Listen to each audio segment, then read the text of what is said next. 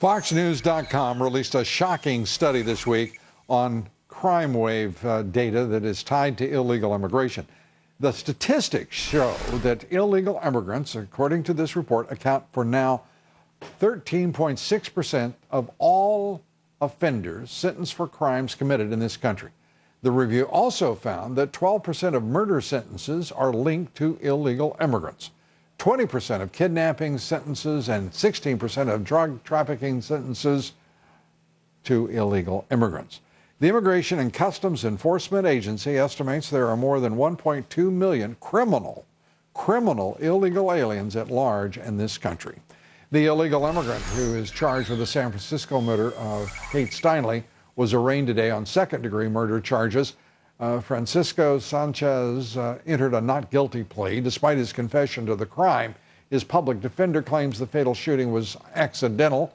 If convicted, Sanchez would face effectively life in prison. No trial date has yet been set. Our next guest says the Steinle case illustrates perfectly how the rule of law has broken down in sanctuary cities all across this country. Joining us tonight is Manhattan Institute Senior Fellow, City Journal contributing editor, Heather McDonald. Heather, good to have you with us. Thank you, Lou. A sanctuary city, San Francisco, obviously a sanctuary city. There are about 300 of them in the country, are there not? At least, and states and counties. And they are absolutely in direct opposition to federal law. How do they get away with it?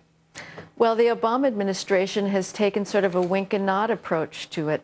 You know, this is the same administration that sued Arizona for wanting to cooperate with federal immigration enforcement, claiming that Arizona was violating the Constitution when these cities defy a federal request. Anybody who thinks this to detain somebody, they'd look the other way. It's an outrage. Anyone who thinks this issue is not politicized to the ultimate degree, and it is built around the very simple convenience of the business establishment in this country, which includes agriculture, which includes construction, and hospitality, leisure industries. This is an ugly, ugly slur that stands against this country, its business establishment, and the left of this country. We find out the President of the United States now, even though they will not tell, they try to hide these numbers that have been released by Immigration and Customs Enforcement. They will not tell people who's committing the crimes, and they can identify other ethnicities, other racial origins, but not illegal immigrants as a category.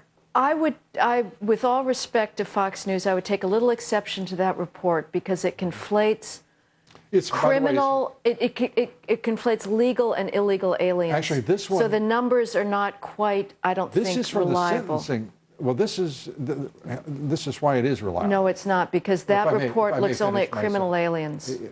Do you know the source of the report? Yes, and absolutely. It was?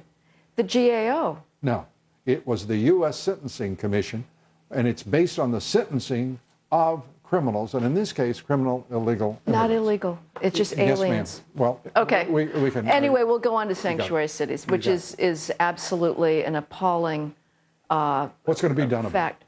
I doubt whether anything, because it's not just the business establishment, it's the demography of this country is changing. I spent the summer in California. The Los Angeles Times tried to be silent on the Kate Steinle murder and the subsequent murder and rape of a 68-year-old woman in Santa Maria, because they've decided, absolutely, they've decided that their base, which is now a largely Hispanic one, will not tolerate discussion of this. So we're finding as the demographics of this country changes, politicians themselves are terrified to say the obvious thing, which is that if somebody's in the country illegally and goes on to commit a crime, there's no ground for keeping that person here. So the way I think of this issue, because I've been covering it for a very long time, if the American people do not care enough to preserve their country, to preserve our rule of law,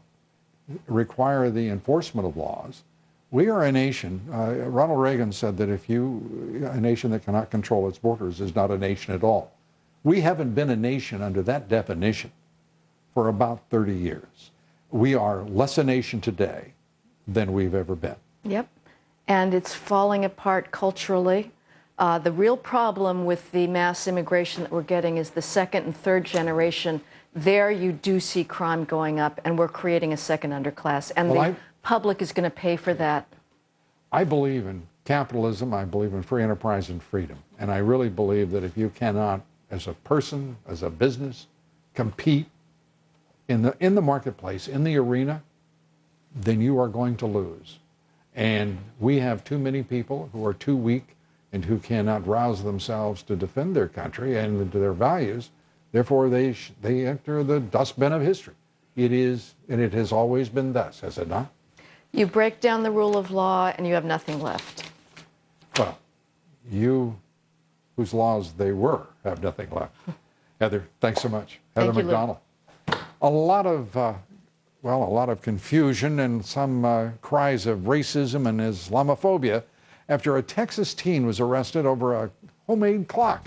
The president has invited the kid to the White House. What are they celebrating here? What's going on? Donald Trump under fire, as you may have noticed, for not speaking. This time the media has insisted that he failed to speak. He must be reeling with that, trying to comprehend it. We take it up with our panel of experts here next. Stay with us.